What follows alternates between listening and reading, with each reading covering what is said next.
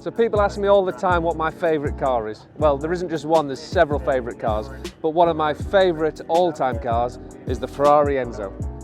So the Enzo, where do we start? Well, I think we have to start at the beginning, don't we? It's called the Ferrari Enzo after the Mr. Enzo, Mr. Ferrari.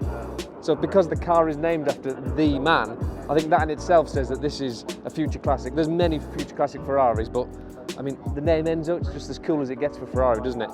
But then, I love the look of the car. Well, more so from the front than anywhere else, because when this car got launched, I just looked at the front of that car, and for me, that just looked like a Formula One car for the road. And I just remember seeing it for the first time, dreaming that one day maybe I could own one of these cars. I'm still dreaming now, by the way.